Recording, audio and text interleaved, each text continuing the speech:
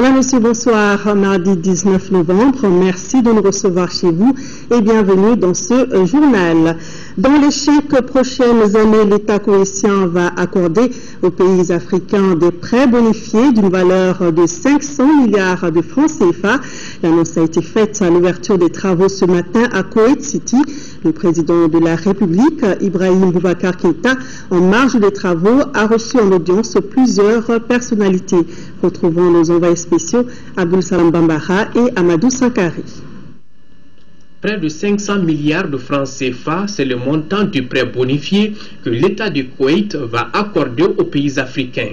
Des instructions ont été données dans ce sens aux responsables du Fonds koweïtien pour la mise en œuvre de cette initiative dans les 5 années à venir.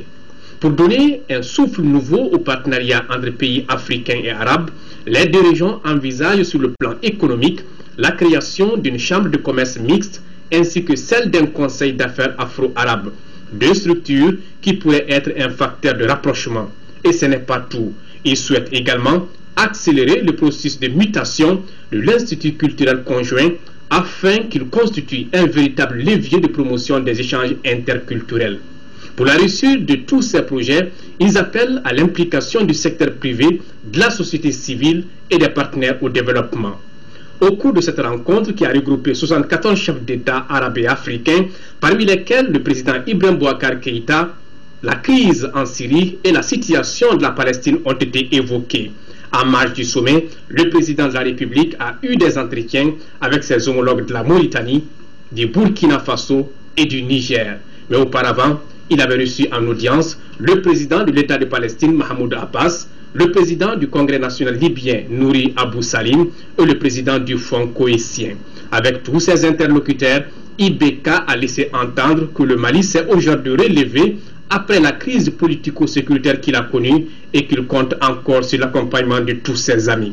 Signalons que la presse, qui est venue en grand nombre à ce 3e sommet afro-arabe, a eu du mal à accéder à la salle de conférence. C'est pourquoi d'ailleurs, elle s'est contentée des images des écrans placés ça et là. À l'agenda du 2e jour du 3e forum de Koweït City, il est attendu une déclaration qui sera suivie d'une conférence de presse. Cette rencontre permettra certainement de dynamiser cette coopération entre l'Afrique et les pays arabes. Retour dans la capitale, les universités de Bamako sont désormais interconnectées et connectées à Internet. Du haut débit pour améliorer la qualité de l'enseignement supérieur et permettre aux étudiants ainsi qu'aux professeurs d'acquérir les connaissances universelles et être dans les réseaux du donner et du recevoir de notre village planétaire.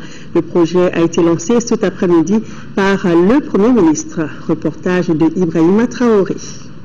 Désormais, sur la colline du savoir qui abrite l'essentiel des universités de Bamako, Internet n'est plus un luxe. Un clic par le Premier ministre interconnecte à partir de ce mardi toutes les facultés de la capitale qui s'ouvrent en même temps au reste du monde. Les universités de Bamako signent ainsi leur entrée de plein pied dans l'ère du numérique. Cet outil puissant et moderne, mis à la disposition du monde universitaire, nous permettra de booster la recherche scientifique, d'introduire le didacticiel dans les enseignements et d'aboutir à une forme supérieure d'apprentissage.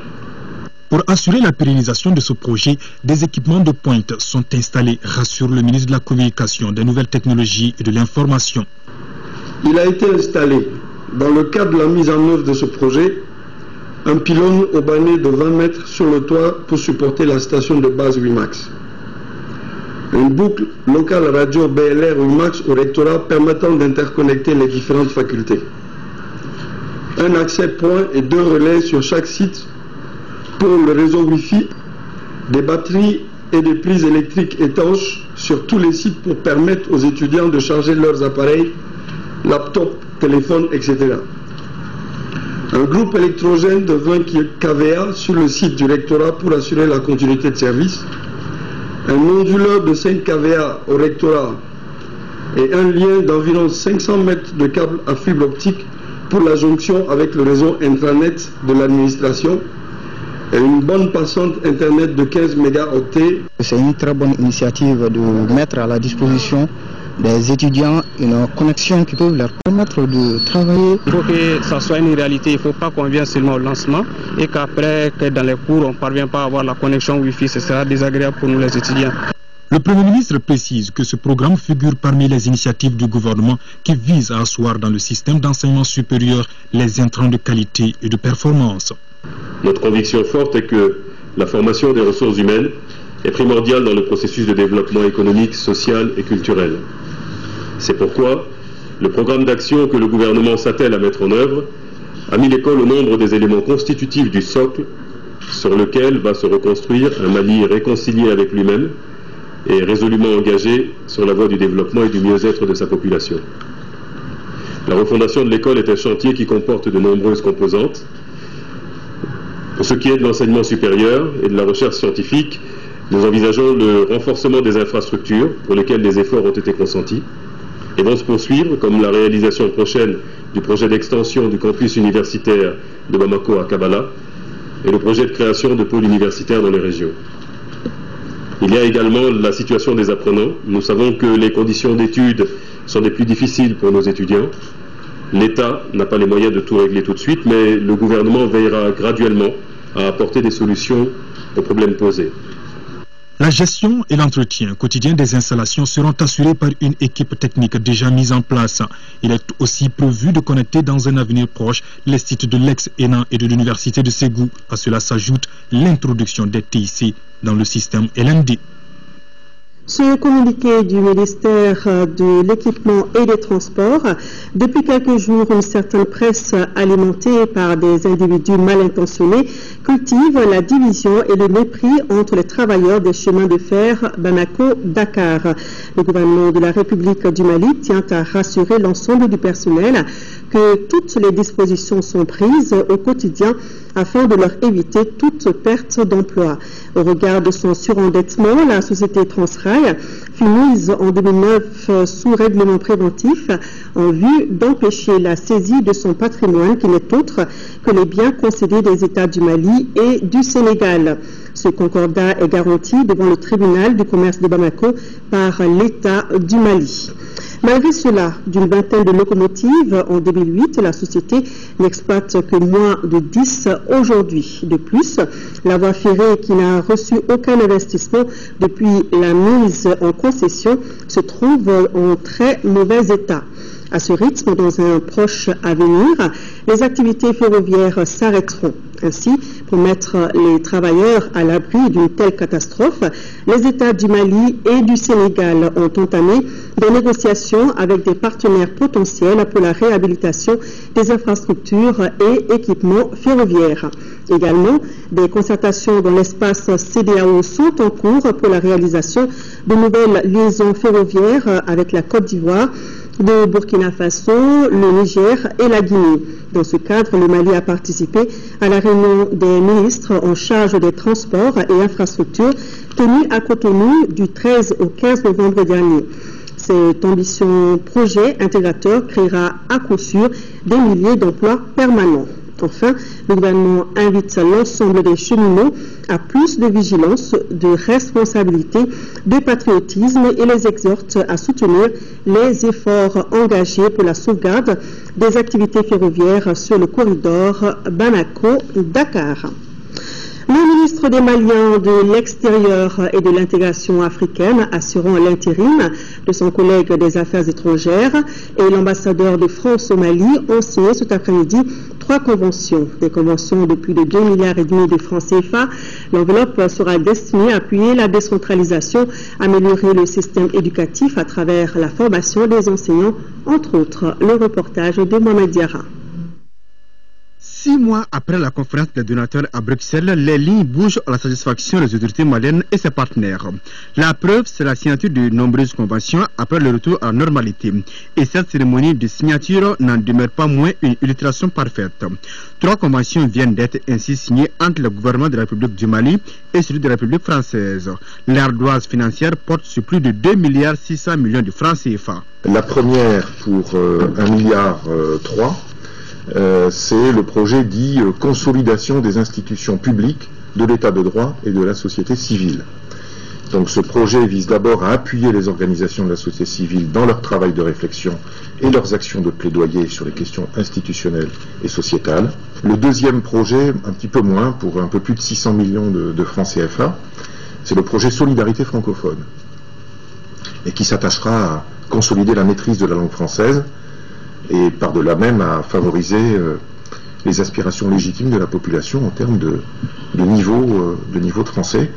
Il permet d'abord de rénover les cursus de formation initiale et continue en didactique du français et d'améliorer la gouvernance du système éducatif, notamment par la mise en place de partenariats pédagogiques.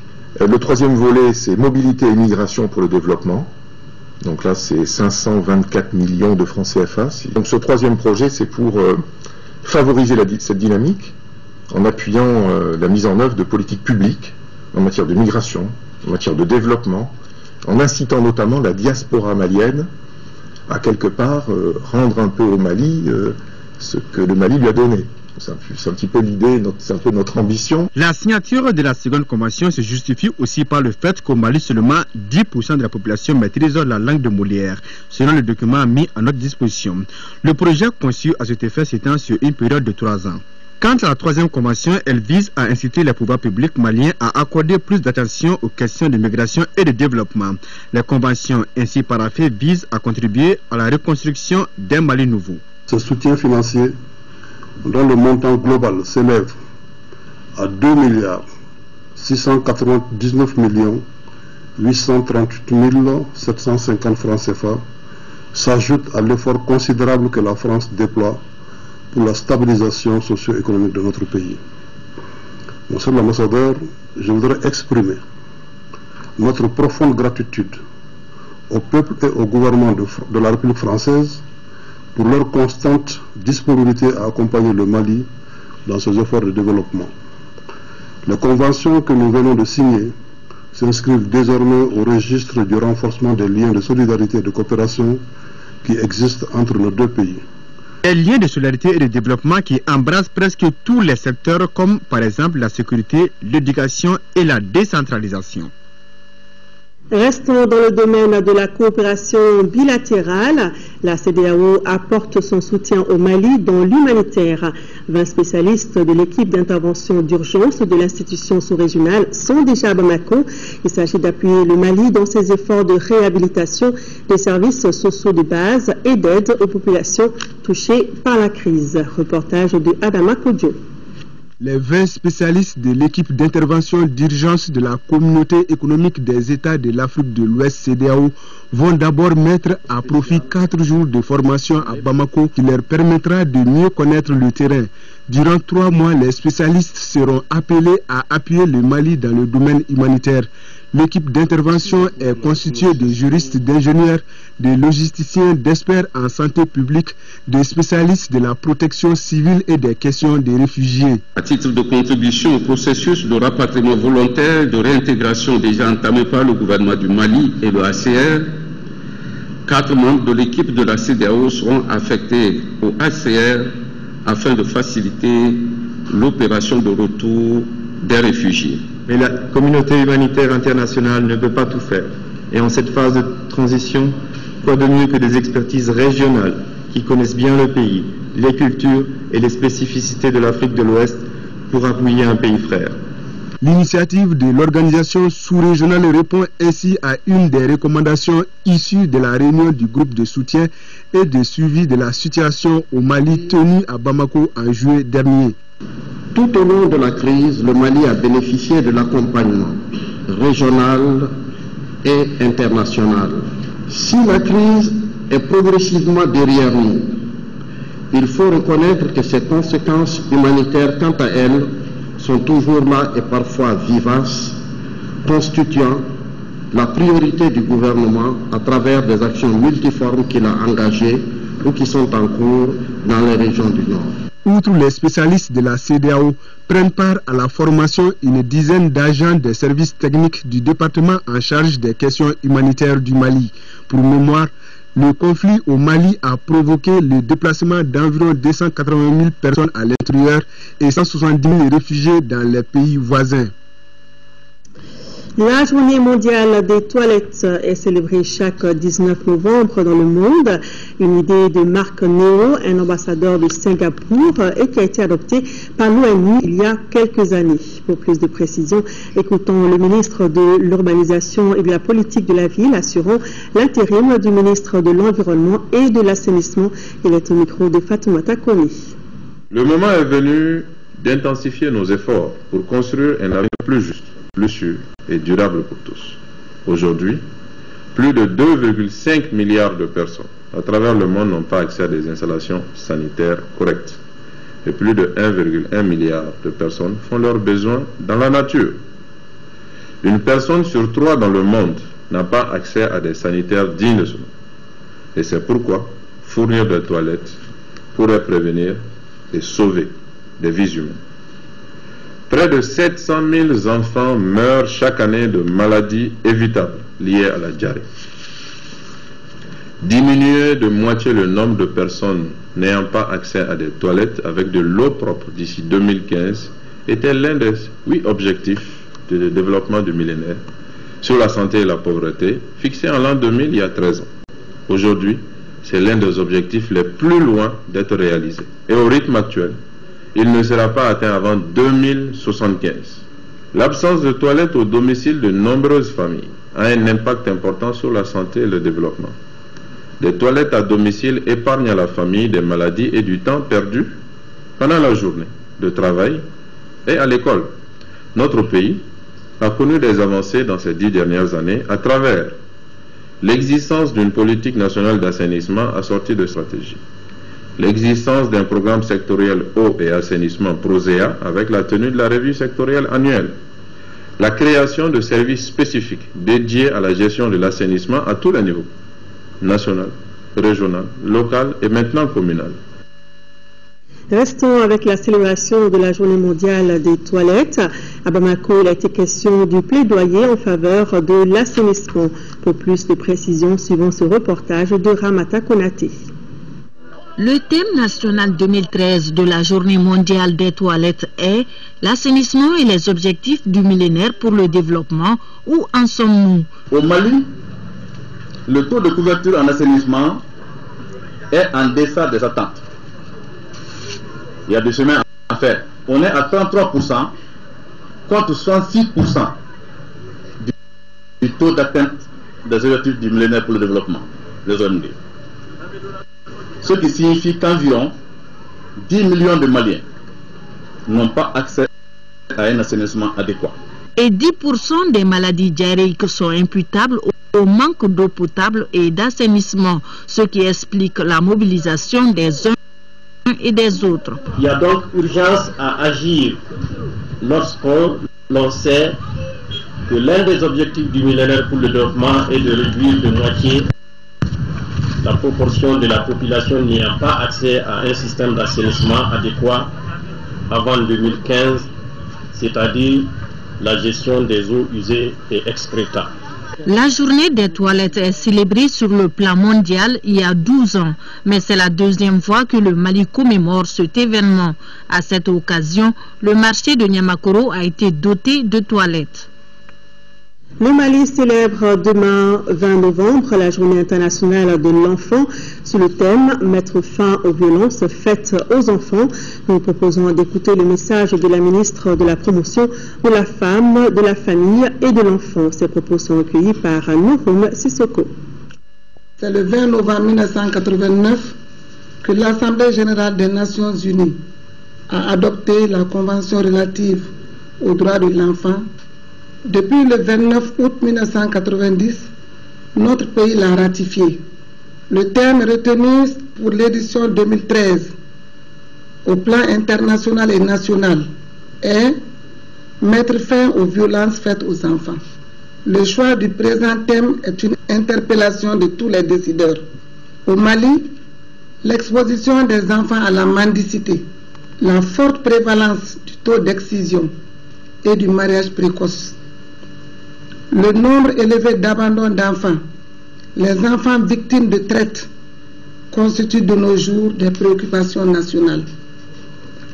À ces vulnérabilités traditionnelles s'ajoutent d'autres plus graves née de la crise sécuritaire et politique que notre pays vient de traverser. Il s'agit, entre autres, des enfants associés aux forces et groupes armés, des enfants séparés et non accompagnés. Pour apporter une réponse, mon département, avec l'appui de ses partenaires, travaille inlassablement à l'adoption d'une politique nationale de promotion et de protection de l'enfant. La journée africaine de la statistique a été célébrée hier, 18 novembre, avec pour thème des données de qualité pour soutenir le progrès africain. Au Mali, de nombreuses activités ont été organisées. Pour plus de précisions, écoutons Seydou Moussa Traoré, directeur de l'Institut national de la statistique. Il est au micro de Moussa Fane. Le thème retenu pour la célébration de la journée africaine de la statistique cette année, des données de qualité pour soutenir le progrès du continent africain. Ce thème a tout son sens si l'on sait que l'Afrique est en retard de développement. L'objectif principal de la journée, c'est pour sensibiliser le grand public à l'importance de la statistique dans le développement économique et social. Parce qu'en fait, pour résoudre un problème, il faut le diagnostiquer. Le diagnostic, ça veut dire quoi? Il faut de l'information. Et pour pouvoir agir. Les activités prévues au Mali pour la célébration de cette journée sont au nombre de 5 environ. En prélude de la journée, nous avions organisé un match de football avec l'association des journalistes sportifs. La deuxième activité, nous allons participer à une vidéoconférence organisée par la Banque mondiale qui met en relation l'ensemble des pays africains pour discuter du thème central de la journée. La troisième activité est prévue pour le 25 novembre de ce mois, sous la présidence du ministre du Plan et de la Prospective. C'est une journée de communication où un certain nombre de thèmes ayant trait au thème central seront exposés. Entre autres, l'évaluation de la qualité des données statistiques, la valorisation du travail des femmes dans le développement social. Voilà, la journée africaine de la statistique a été célébrée hier, 18 novembre. Le ministre délégué auprès du ministre du Développement rural chargé de l'élevage, de la pêche et de la sécurité alimentaire, le docteur Nango Dambélé, a entrepris des visites de prise de contact au sein des structures relevant de son département les 11, 13 et 18 novembre dernier. C'était donc pour une prise de contact afin d'échanger sur les défis à relever dans le secteur. Le haut commandant de la gendarmerie et directeur de la justice militaire du Sénégal est en visite dans notre pays. Il a été reçu aujourd'hui à la direction générale de la gendarmerie nationale. Le haut commandant sénégalais a saisi l'occasion pour parler de mutualisation des efforts dans la lutte contre les ennemis de la paix et de la cohésion sociale. Adama Kodjo. Cavalerie, fanfare, cynophile, unité de motocyclistes, le drapeau et sa garde, en somme, c'est toute la crème de la gendarmerie nationale qui a été mobilisée pour réserver un accueil chaleureux au haut commandant de la gendarmerie et directeur de la justice militaire du Sénégal. Le général du corps d'armée Abdoulaye Fall est ainsi reçu après sa visite rendue aux éléments de la gendarmerie du Sénégal en mission dans notre pays. Nous avons échangé sur tous les aspects du service, sur la coopération entre nos deux institutions, mais surtout la coopération plus élargie entre les unités de gendarmerie de la sous-région. Je citerai la Mauritanie, la Guinée, la Côte d'Ivoire, le Burkina Faso, etc. La prise en compte de l'insécurité aujourd'hui doit se faire de manière commune entre les forces de la sous-région. Le général sénégalais, qui est à la veille de son départ à la retraite, avait consacré en 2005 sa première visite au Mali dès sa prise de service à la tête de la gendarmerie de son pays. C'était pour parler de conjugaison des efforts en vue de combattre la grande criminalité transfrontalière. Une vision qui reste d'actualité et largement partagée par les responsables de la gendarmerie du Mali. Les conseils qui viennent nous donner et les pistes qui ont été dégagées vont être suivis pour que nous puissions encore mieux valoriser tous nos engagements sur le terrain.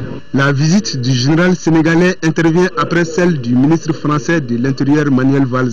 Ce dernier et le ministre malien en charge de la sécurité ont procédé le week-end dernier à la signature d'un protocole visant à renforcer les capacités des forces de sécurité de notre pays. La ministre de l'Éducation nationale participe à Paris à la 37e session de l'Assemblée générale de l'UNESCO. En marge des travaux, Togola Jacqueline Marinana a eu plusieurs activités et a accordé des audiences. De Paris, le compte-rendu de Makanfi Konaté. Madame Togola Jacqueline Togola s'est entretenue d'abord avec la sous-directrice Afrique de l'UNESCO, notre compatriote Lala Ben Barka. Les deux personnalités ont échangé sur la mission du département Afrique. Après une demi-heure de discussion, Togola Jacqueline Togola est conduite chez Irina Bokova, fraîchement reconduite dans ses fonctions de directrice générale de l'UNESCO lors de la 37e Assemblée générale. La ministre de l'Éducation nationale a, au nom du gouvernement du Mali et de l'ensemble du peuple malien, félicité Irina Bokova pour sa réélection à la tête de l'UNESCO. Togola Jacqueline Togola a également remercié la directrice générale de l'UNESCO pour son soutien au peuple malien. Pour son engagement personnel aux côtés du Mali, lors des événements douloureux que nous avons connus, et pour le fait de s'être rendu personnellement à Tombouctou pour voir l'ampleur des dégâts et s'investir personnellement également pour la réhabilitation de tout ce qui a été détruit comme mausolée à Tombouctou. Madame la ministre de l'Éducation a de nouveau sollicité le soutien de la directrice de l'UNESCO pour la reconstruction des édifices détruits pendant l'occupation, mais aussi et surtout la prise en charge par des éducateurs spécialisés des enfants des régions du Nord traumatisés par la guerre. Les enfants ont subi des traumatismes lors des attaques au nord du Mali et ils doivent être pris en compte par une éducation spéciale. Madame Togola Jacqueline Togola et sa délégation ont assisté à l'installation de la directrice générale de l'UNESCO pour un nouveau mandat de 4 ans. Retour à l'actualité nationale, nous parlons des législatives de dimanche qui se préparent activement.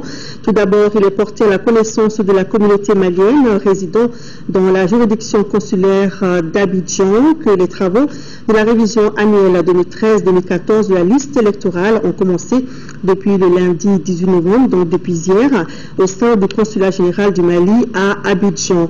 Les travaux continuent tous les jours de 9h à 15h. Les ressortissants maliens résidant dans la juridiction consulaire désireux de se faire inscrire sur la liste électorale sont priés de venir le faire au consulat général du Mali à Abidjan. Le consul général du Mali à Abidjan s'est compté sur l'esprit de civisme de tous. Et puis, dans le cadre de l'organisation de la centralisation des résultats des élections législatives en 2013, le ministre de l'administration territoriale convie les responsables des partis politiques en réunion de concertation demain mercredi 20 novembre à 9h dans la salle de réunion du gouvernorat du district de Bamako. Ordre du jour, désignation des membres de la commission nationale de la centralisation des résultats des élections, donc des députés à l'Assemblée nationale. CRI 2002 lance la campagne pour une forte mobilisation pour l'émergence et l'élection des femmes et des jeunes à l'Assemblée nationale. Il organise depuis des années à cette personne une rencontre avec les leaders communautaires et représentants des associations de femmes. C'est Konaté.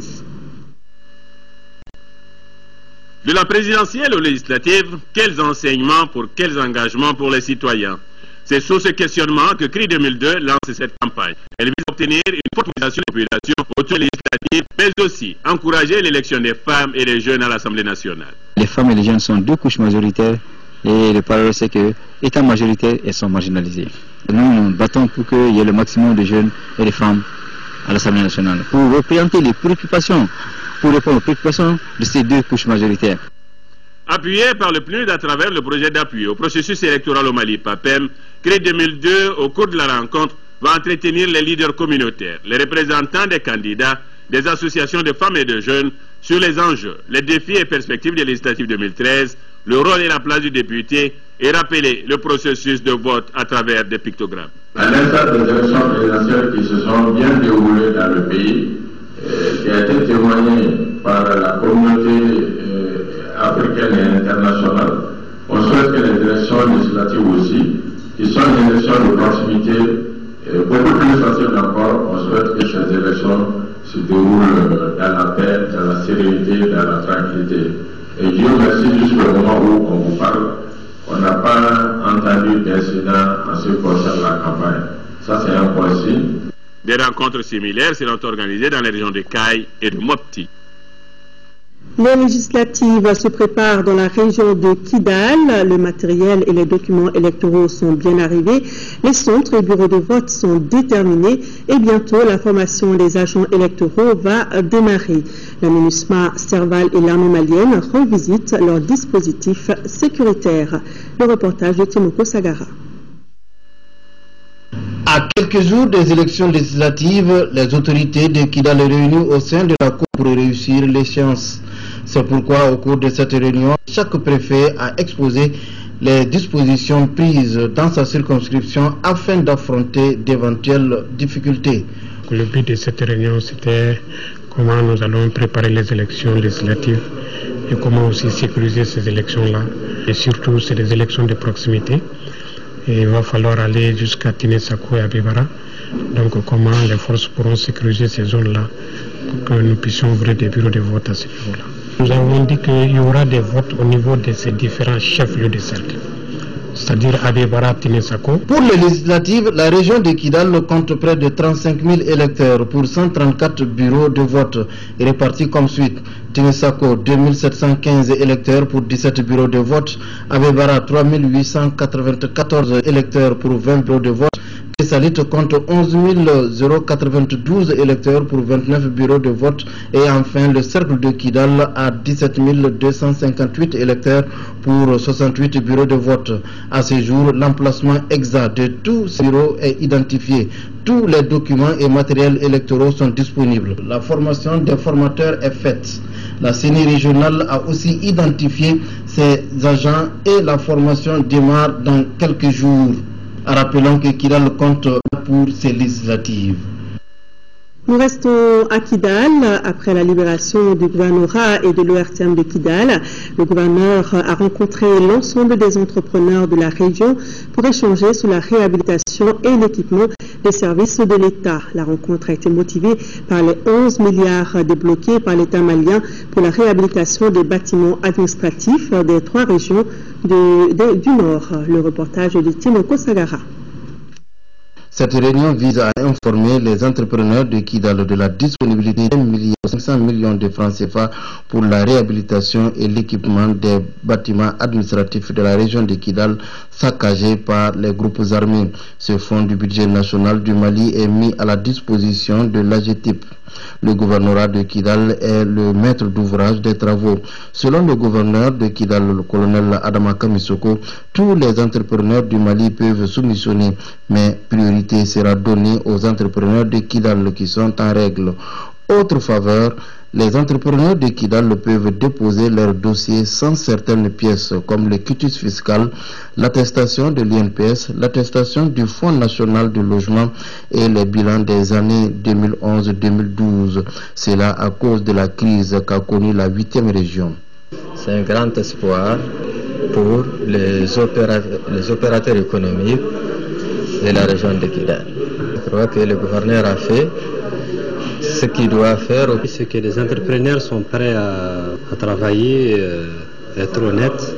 Le gouverneur, comme représentant de l'État, s'est engagé à être clair, lutter contre la corruption, pas faire de différence et la transparence. Si les entrepreneurs de Kidal souhaitent la transparence dans l'attribution des marchés, le chef de l'exécutif régional leur recommande la crédibilité, le sérieux et le travail bien fait, afin de mériter la confiance de tous pour les futurs marchés à attribuer.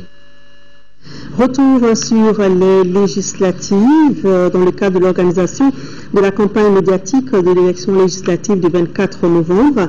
Le président du Comité national de l'égal accès aux médias d'État invite les candidats dont les noms suivent à se présenter au siège de l'organe demain mercredi 20 novembre pour l'enregistrement de leur message de campagne. 9h Yelema, 9h20 Sira, 9h40 PDPN, 10h URD, 10h20 UFDP, 10h40 ADM, 11h Indépendant Yerewolobno, 11h20 ADEMA, 11h40 MODEC, 12h MPJS, 12h20 Indépendant Faba-Thierry, 10h40, indépendant IRNATA.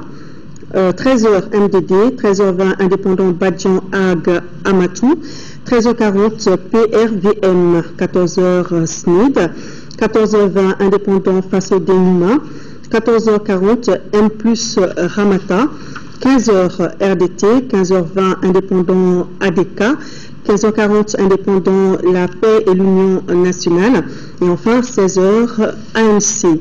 Et juste après ce journal, vous pourrez suivre les messages de campagne des candidats ASMA, UMPC, PE, indépendant alias Commune 1, CAR, Myria, SADI, PSDA, indépendant Kaïtidon, PCR, indépendant Faso-Kanu, REDD, Sinoma, PACP, indépendant RD Commune 1, indépendant IBF, UMAM et UM-RDA. Lancement de la campagne contre l'accaparement des terres au Mali. L'initiative est de la coalition des alternatives africaines, dette et développement CAD Mali. Le compte-rendu est de Cheikh Oumar Sangari. Stop aux accaparements des terres au Mali. Tel est l'intitulé de la campagne que vient de lancer la coalition des alternatives africaines, dette et développement. C'est une vaste opération d'information, de formation et de plaidoyer auprès des autorités. L'objectif est de contribuer aux luttes et actions citoyennes engagées contre les accaparements des terres. Le secteur primaire a une contribution de 36 à 40% au PIB national. Donc il y a lieu pour nous les Maliens, si on sait aussi que plus de 60% des Maliens vivent de l'agriculture, qu'on mette un accent particulier sur le foncier. Au cours de cette campagne, la CAD et ses partenaires entendent aussi confectionner des outils pédagogiques, organiser des sessions de mobilisation citoyenne, élaborer une charte sur les droits communautaires à la souveraineté alimentaire et tenir des espaces d'interpellation. Les recommandations et stratégies qui résulteront de la campagne seront d'un apport considérable dans la définition des orientations stratégiques en matière de politique de gestion des terres agricoles qui est en cours d'élaboration par le département du développement rural en relation avec celui du domaine de l'État et des affaires foncières. La campagne ainsi lancée s'étendra à fin 2014. Selon les prévisions de la CAD Mali et CEMAT, 80% des paysans devraient rentrer en possession de leurs terres d'ici cette date. Wash Alliance a signé hier un partenariat avec l'École nationale d'ingénieurs. Ce partenariat porte essentiellement sur la formation continue des étudiants et l'encadrement de ceux-ci pour les mémoires de fin d'études. Youssouf Diakité. Wash Alliance est une ONG internationale qui mène le combat pour le développement durable. C'est elle qui vient de sceller ses partenariats avec l'École nationale d'ingénieurs. L'objectif est de cheminer ensemble pour la réduction de la pauvreté et l'amélioration des conditions de vie des populations vulnérables par la création d'un environnement favorable. Il s'agit maintenant de voir avec l'ENE comment on peut travailler de façon à développer des initiatives, des technologies pour contribuer vraiment à alléger les difficultés de ces populations vulnérables en matière d'eau, d'hygiène et d'assainissement. Nous savons que l'expertise, tant sur le plan technique que sur le plan connaissance, aussi est disponible au niveau de l'ENI. Alliance Wash Mali, sa vision est que toutes les populations soient capables de faire valoir et réaliser leurs droits à un accès durable à l'eau potable en quantité suffisante, des installations sanitaires adéquates. L'initiative est saluée par le gouvernement du Mali à travers le département de l'enseignement supérieur et de la recherche scientifique. Cette réforme, c'est-à-dire, a été engagée d'abord par l'institution du système LMD, licence master doctorat, qui exige effectivement dans ses applications un partenariat dynamique. Ces initiatives allant dans le sens du développement durable sont appuyées par des ONG néerlandaises, REN et ICO. Les premiers passagers de l'opération Retour des déplacés de l'ONG Indamali ont pris le départ ce mardi à Ségou. Au total, l'opération concerne plus de 1700 personnes de Gao et de Tombouctou qui désirent retourner au Bercail. Le coût de l'opération est de plus de 31 millions de francs CFA. Condessila. C'est un sentiment de joie qui anime les premiers passagers de l'opération Retour des déplacés de l'ONG Indamali en partenariat avec Caritas Allemagne. En effet, 60 personnes déplacées des régions de Gao, après un séjour circonstanciel, s'apprêtent à retrouver leur terroir. Quand on retourne chez soi, c'est une bonne chose. On retrouve les proches, les amis, les parents. Et je pense bien que ça serait la joie au niveau des familles. C'est le grand plaisir aujourd'hui. Je suis tellement contente, tellement joyeuse aujourd'hui de rentrer. Ce départ constitue le premier d'une série que l'ONG et son partenaire comptent organiser à l'intention de déplacer des régions de Gao et de Tombouctou se trouvant à Ségou. Le coût total de l'opération est de 31 millions de francs CFA. Au total, nous avons 900 personnes qui doivent aller à Gao et 864 personnes qui doivent aller à Tombouctou. Et aujourd'hui, c'est le premier départ. Et on leur souhaite donc un bon vent et un bon retour dans leur ville et village. C'est en présence des responsables du collectif des ressortissants du Nord et du développement social de Ségou que le représentant du préfet, Noël Dako, a souhaité bon retour aux voyageurs. En 5e région, le projet d'appui aux communautés rurales, PACR, fait le bilan des activités qu'il a réalisées dans les régions de Sikasso, Ségou, Mopti et Tombouctou. Jussomo Sissoko nous donne des précisions sur ces activités. Le projet d'appui aux communautés rurales, PACR, après 7 ans d'activité et en exécution du plan d'action de sa clôture, prévu le 31 décembre 2013, a initié une étude pour permettre au gouvernement du Mali, à la Banque mondiale et à tous leurs partenaires concernés d'apprécier l'ensemble de ses impacts sur ses bénéficiaires des régions de Sikasso, Ségou, Mopti et Tombouctou. Cette rencontre bilan d'impact concerne les régions de Mopti et Tombouctou. Pour une prévision de 450 micro-projets sociaux collectifs. Nous avons pu en réaliser 502 nouveaux, soit un dépassement d'objectifs de l'ordre de 50 micro-projets. Mieux encore, environ 300 établissements scolaires et centres de santé ont bénéficié de matériel pédagogique, de dotations en médicaments, d'entretien et de réhabilitation. Pour les autorités régionales, l'apport de développement du PACR a largement contribué dans la lutte contre la pauvreté. Au niveau de la région sont entre autres la signature de 257 conventions de cofinancement de micro-projets productifs pour un montant prévisionnel de 3 milliards francs CFA, le financement à travers l'ANICT de 139 conventions pour un montant de 1 milliard 738 millions francs CFA. Ce bilan aurait été encore beaucoup plus réconfortant si la crise dans le septentrion du Mali n'avait pas brisé l'élan dans la préparation des fonds additionnels au PACR. Les responsables du centre d'appareillage orthopédique, Père Bernard Vespirène, viennent d'organiser une journée porte ouverte. L'opération visait à faire connaître davantage le centre et a été marquée par l'organisation de 2 jours de consultation gratuite qui toucheront 360 patients. Et cela grâce à l'appui financier de l'État monégasque. Sorona Kamisoko. Promouvoir les activités du centre d'appareillage orthopédique Père Bernard Vespirène, voilà l'ambition de l'association Prophète. C'est pourquoi elle a initié cette journée porte ouverte. Une journée qui a été mise à profit par les initiateurs pour organiser 2 jours de consultation gratuite qui touchera au moins 360 patients. Nous avons 2 généralistes et 11 spécialistes, plus 4 orthoprothésistes et 4 kinésithérapeutes pour toucher la population de la commune et puis de Bamako. Pour renforcer davantage les capacités du centre, les responsables ont signé une convention de 3 ans avec la direction de la coopération internationale de Monaco pour un montant de plus de 72 millions de francs CFA. Une somme qui est destinée à la prise en charge des enfants infirmes moteurs cérébraux à travers un programme de réadaptation à base communautaire. Les axes sont l'appui au fonctionnement du centre, en termes de matériel et de subventions au salaire, le soutien à l'autonomisation financière, la formation du personnel et la communication. Au-delà des appuis que nous pouvons apporter, je pense que nous avons le devoir aussi de sécuriser les appuis des différents donateurs en direction de ces types d'associations, de ce type de centres, qui sont des centres reconnus d'utilité publique. Le centre a pris le nom du père Bernard Vespéran, cela en hommage non seulement à un des fondateurs du centre, mais aussi par les actes de solidarité de ce grand homme à l'endroit de notre pays.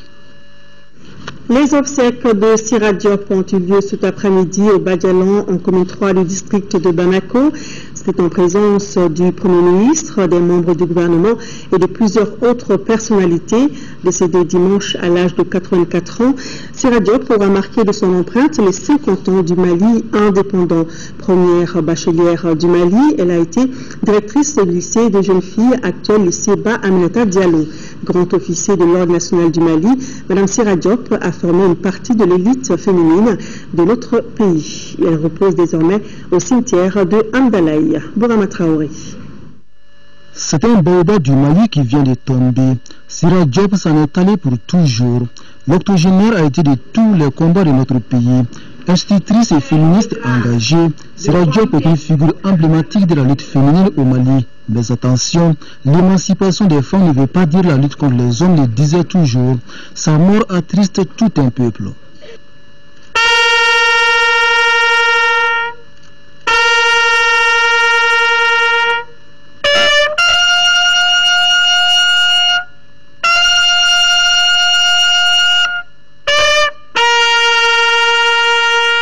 Tanti, tu as su être là chaque fois et toutes les fois que cela était nécessaire, en guidant nos pas, en nous conseillant, en nous amenant à faire.